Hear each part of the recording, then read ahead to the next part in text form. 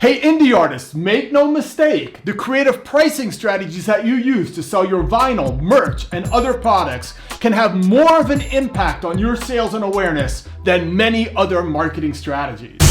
Bobby Borg here, your music business coach with short, no BS advice that can help you turn your passion for music into a more successful business. Over the last 30 years, I've drummed in major label bands signed to Atlantic, wrote several music business books published by Billboard, and taught at major universities like USC Thornton. From donation, loss leader, and bundle pricing strategies, here are 7 creative pricing strategies for musicians. So let's go ahead and look at number 1, Radiohead. So Radiohead used what's called donation pricing, and this was actually quite effective. When one of their records came out, I believe it was In Rainbows, what they did is they offered the record at a pay-what-you-will price, essentially from their website. So you could go to their website and you can download the record for whatever you wanted to pay for it, right? Now, usually this has a different psychological effect. Now it's almost putting it into the hands of the customers to say, what do you think, Radiohead is worth? Right? And then of course, for the diehard fans, sometimes they're going to end up paying 10 times more. People were paying $100, people were paying $20, and some people were, getting it for free, But nonetheless, this was very effective for the band because it created a lot of press. New York Times, Washington Post, etc. talked about this as being a revolutionary sort of pricing strategy, especially from a major label band like Radiohead. But in any case, this is something that you guys can use as well. So donation pricing, something to think about. So let's go ahead and look at the second strategy, and this is a strategy with Trent Reznor of 9 Inch Nails. And on the record, The Slip, actually, Trent Reznor offered the record to download for free, but once he got you to the website, he advertised the release or the start of their tour and the fact that you can buy tickets. So this is called, probably, I would say this falls into the loss leader category. And what that basically means is you're willing to take a loss by leading people in, and then you're making up for it maybe by the purchase of the concert ticket in this particular case. So you guys could use this strategy. When you're on stage, you could say, hey everybody, go down to our merch booth and grab one of those free patches, and then when they're there, make sure that the patches is nicely displayed on the shirt and have an attractive person saying, hey, you want to get a shirt with that patch, And then, worst case scenario, they don't buy the shirt, but they have the patch, and it builds awareness because they're out there, kind of advertising you and promoting you with the patch. And if they do get a shirt, then excellent. The strategy worked, right? So again, you don't have to agree with these strategies, but they're definitely stuff that's out there and works. So something to think about. Let's go ahead and talk about the next strategy, Nipsey Hustle. So Nipsey Hustle is an independent artist, and of course, unfortunately, has now passed. But Nipsey did some really, really cool things in his career. He had a campaign called Proud to Play. And what this was is he was charging $100 for the sale of his CD. Essentially was offering more value though, a chance to get a rap notebook, personalized pictures that are not available anywhere else, a chance to meet backstage and attend the the after parties and that kind of thing. And also, it attracted the attention of people like Jay-Z, who swooped in and bought 100 CDs. So in this particular case, the pricing strategy was just extremely high, which kind of caught people's attention because it's like, who is this guy? But then he also offered value, a value added to kind of give you value for that $100. So definitely something different. Let's move on to the next strategy. I think this is brilliant. Prince.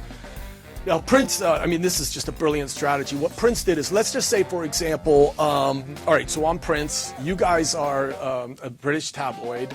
You guys will be the advertisers, and then you guys will be the fans, okay?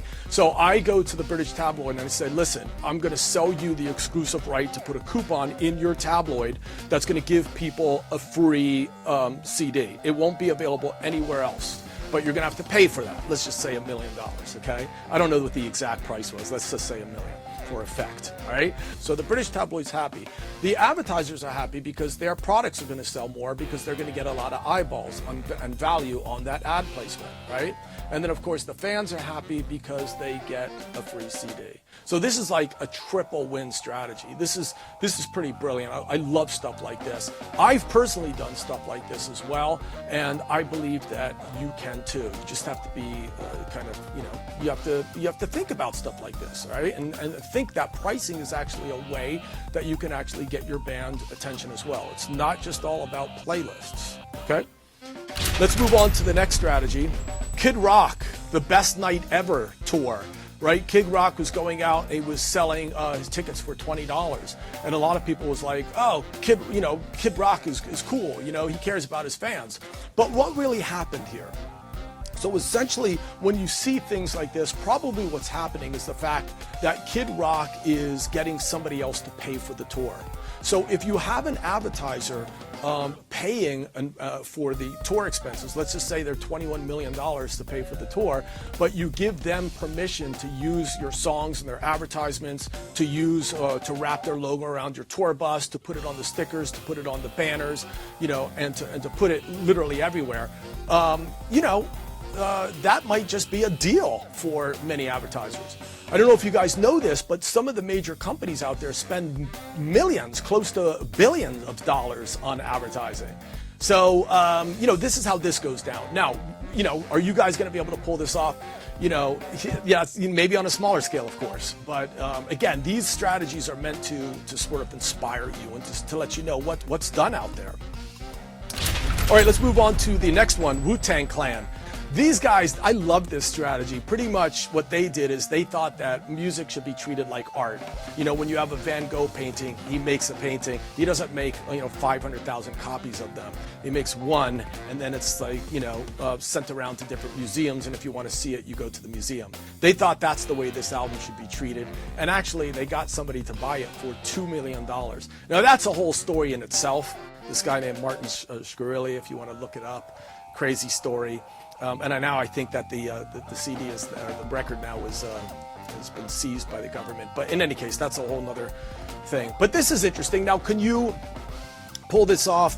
I mean, no, of course, you're not going to get $2 million for your record. But it does. It's just showing you again how people are creative with their pricing strategies. Let's go on and move on to Tenhi. Tenhi is a band from Finland, very kind of gothic.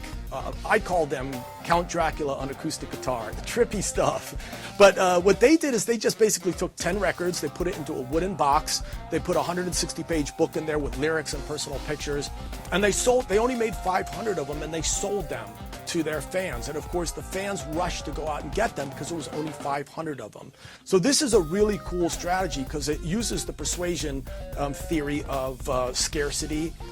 When things are scarce, people sort of tend to jump on them and want to buy them. It also kind of gave a really good value added. It made this nice collection set. So again, something to think about. Okay, let's wrap it up with Clepto. Clepto is an independent band local to Los Angeles. They're no longer around, but these guys are pretty awesome what they did. To emphasize their Saudi Arabian roots, they wanted to mimic an Arabic sock. So after their show, they used to go over to the merch booth and they used to let people haggle for the prices of their merch. So that people would go $10 and they'd go $11 and they'd go $10.50. And it just created all this excitement and fun over at their merch booth. And as a result, they sold lots of merch. If you want to learn more about how you can turn your passion for music into a more successful business, be sure to check out this video or the video linked in the description below.